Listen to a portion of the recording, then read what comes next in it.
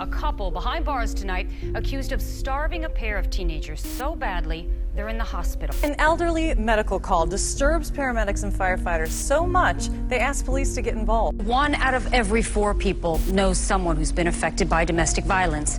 He came from behind her and attacked her by pushing her into the car, knocking her unconscious multiple times and beating her so severely that she was unrecognizable. Growing up as a kid was very hard for me. With my father, everything that was going on at home, there was times where I'd get hit. Walking into that house, the door was open. The man was actually assaulting the woman right there in front of the kids who were sitting on the couch. The first officer arrived. He asked my ex-husband, what is in your pocket? And he pulled out a loaded .32 pistol. So that's when I heard the handcuffs come out, and by then my injuries had started to bleed and were visible. I couldn't believe that this was what was happening to me, that this was my life. He took complete control over her, took her phone from her, took her clothes from her. She was coming back home to actually come home to me, and they stopped at a gas station in Flag City. She got out of the car while he was getting gas, and I assume he told her not to get out of the car, and she got out and he shot her 4 times. Her boyfriend is the suspect. He's the same man she was apparently protecting last Friday night. I just want to make sure that everyone knows I'm fine and I'm safe and everything's fine. There's always a concern for us advocates when we're working with clients that when they leave our office, they are going to not want to proceed with the process. There's so many reasons that they can justify not to leave a situation and in their minds. And as a group, as a whole, we want to ensure that we are able to meet those needs that they feel that the perpetrator is meeting in order for them to not go back to a violent situation.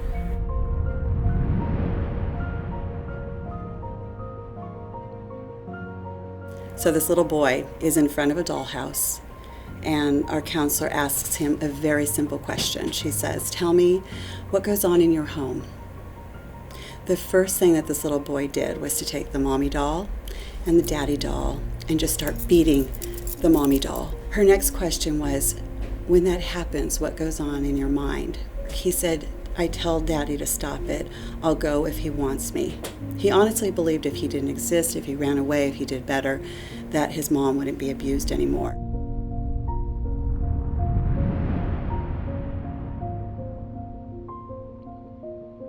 The stepfather had been sexually abusing all 3 girls. But in this particular situation, he was using manipulation, he was using control to keep these girls in line.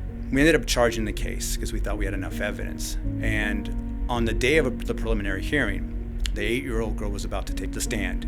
And before she took the stand, she looks at me and she says, "I'm not gonna effing go on the stand." In that situation, when you're a prosecutor and victim witness or the DA's office can't help you, you need a resource there to not convince the child that they need to testify, but to provide that child shelter, protection, and just a hug to reassure them that what they're doing is the right thing. That victims can be distrustful of the system. They may feel like the police, the DA's office, whatever it is, that they're not really there to help them. When they called the police initially, it was to stop an immediate threat.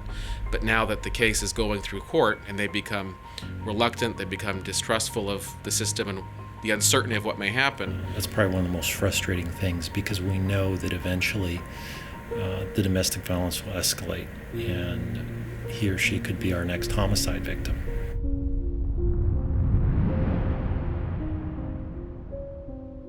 We're often the frontline government or the frontline resource that shows up at a home. And when we do, we're there to help best we can. And I often used to think, our pockets would get filled with all of these different referral cards. We had a card for counseling services here, or if you need a restraining order, get the help here. Geographically, San Joaquin County is a larger county. We have a lot of ground to cover. But what's more important is that we have a lot of small communities spread throughout San Joaquin County. And there are people in good pockets that live in these communities. Currently, our victims have to travel up to 11 hours to get to different locations just to seek basic necessities. And we make it too difficult. They go to an agency, perhaps to get a court order. and they find out they didn't bring the right paperwork with them. They don't have the copy of the police report, for example, or something. So now they have to go back out, backtrack, get it, come back, and maybe even find out they still don't have the right everything with them. They're not going to come back a third time.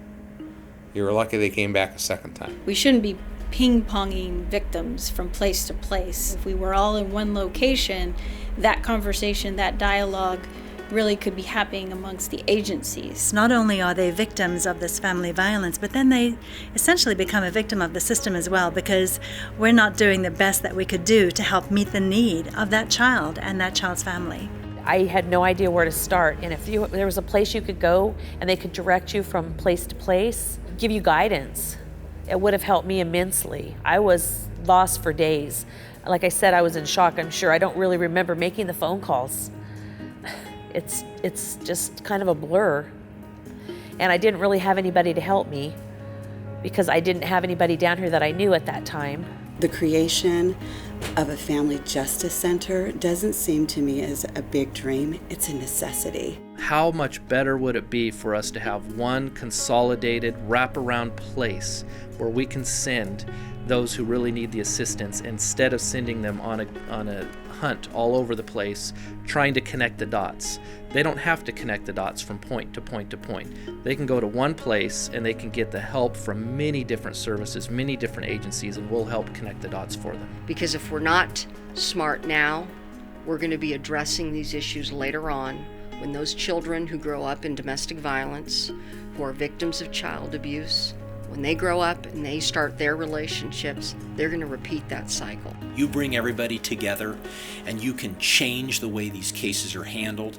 You can increase accountability for offenders. You can increase safety for victims. And you can really focus together on breaking the cycle of violence for children. And we plan on changing that by creating the Family Justice Center, where you will come into the facility and you'll have all of those services made available to you. It'll be one-stop shopping. I would go to that safe place because I know staying at home wasn't safe. Getting beat the way I was beaten, it wasn't safe. You know, getting hurt, it wasn't safe. It wasn't good. So what we need to do is be smarter about our delivery of service, make it more accessible to victims, and put us all together in a single building, and coordinate those services so that when that victim who's been traumatized, who's been strangled and sexually assaulted, and the children have been abused just a few hours before, when they come in through those doors and they're traumatized, they don't have to think, where do I have to go? Who do I have to call? What forms do I need to pick up? They come in our single set of doors, and we are there to deliver those services effectively. That's the challenge now. Everybody in San Joaquin County finding out what their role is in creating the best family justice center in America to break the cycle of violence, to reduce homicides, to reduce violence and abuse, and to give children a future that is violence-free, a future that is a place where children can actually find the pathway to hope that every child deserves. My name is Amber Saunders. I'm the Executive Director of Mary Graham Children's Foundation. We're in. I'm in. Are you in? I'm Joelle Gomez, CEO of the Women's Center Youth and Family Service, and we're in. I'm Ed Ormondi with the City of Ripon Police Department. I'm in. My name's Fu Nguyen. I'm with the New York Life, and we're in. I'm Milton Grau from the DA's office. I'm in. I'm Lindy Turner-Harden, Executive Director of the Child Abuse Prevention Council, and we're in. Christine Reed, San Joaquin County DA's office. I'm in. Ken Melgoza, Chief Investigator, Bureau of Investigation, District Attorney's Office. I'm in. Elise Vigil, Aging and Adult Services Division Chief. I'm in. The Sheriff's Office is in. Are you in? I'm James Musolimas, the County Superintendent of Schools. At the San Joaquin County Office of Education, we're in. Gabriella Howdigi, DA Victim Witness Program. We're in. I'm in. My name is Chris Corello with Senator Kathleen Galgiani's office. We're in. My name is Jeffrey Derman. I'm the Supervising Deputy District Attorney for the Domestic Violence Unit at the San Joaquin County DA's office. I'm in. The San Joaquin County DA's office is in. My name is Mike Borges. I'm the Chief of Police for the City of Escalon. We're in. I'm in. We're in. Are you in? We believe in the Family Justice Center. I'm in. We're in. Stockton PD is in. We are in. And we want to know, are you in? Can we count on your support?